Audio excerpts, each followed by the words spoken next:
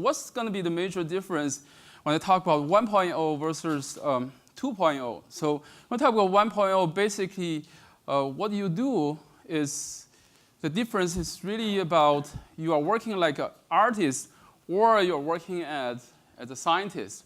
Right? So what I believe, the transition from per-title optimization 1.0 and 2.0 is really the approach you're using to work on this problem is becoming an artist approach to a scientist approach. So what do I mean by that? So if you look at the current way most people do content per-title optimization, they do this based on their intuition or heuristic approaches. You have some kind of measurement of complexity of the content. You use that to decide on if this content is more difficult or easier. And then after that, you probably do something what I call shoot in the dark. Basically, you try multiple tries of bitrate. I have this content. I'm trying. I don't know what bitrate I should use to encode that content. What I'm going to do is to try a few different bitrates and see what happens. Then after you try that, you verify the results, either subjective, you can look at the video, you like that or not. Or you can use some objective metric to test that, right? So but everything happens after you have already encoded that video. And also, a very common problem in this days encoding is that, what if I have cross-resolution and cross-device problem? So basically, this is saying that I have a high-resolution source video as input. I need to transcode that into multiple resolutions and different bitrate.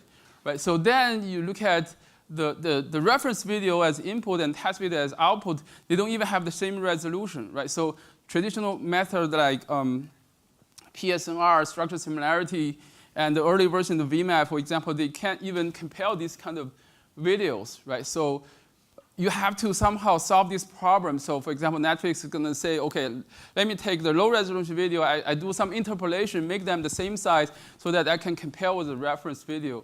And these are what we call ad hoc approaches to do this kind of comparison.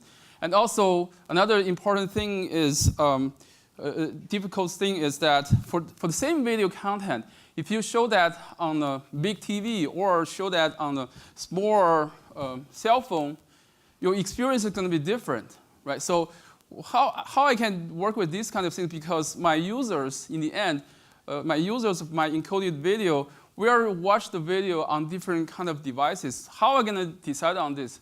So basically, you have to do some other ad hoc way to deal with these problems.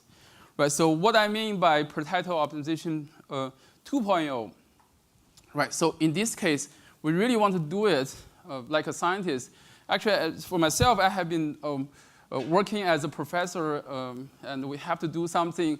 I have to teach students to do things more scientifically. How you do these things more scientifically? So basically, whenever you talk about optimization, the first thing is not about how you're going to do optimization. The first thing is you have to give me a cost function.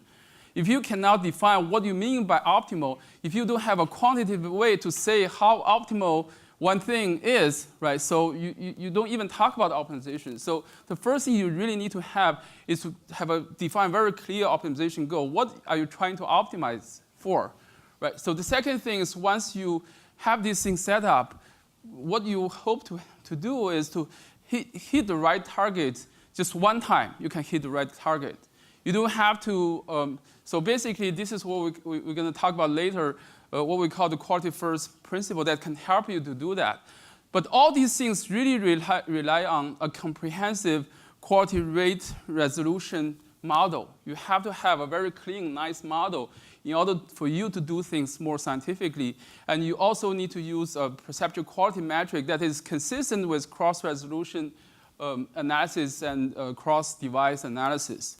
Right, so in the end, what's the difference you can make to go from 1.0 to 2.0 is that you start with something interactive, or manually you do something interactive, you do something, or something inaccurate and expensive because you have to try again and again and again, hoping to hit the target, versus something you can do something automatically, you can do something very accurate and low cost because you only have to try it once.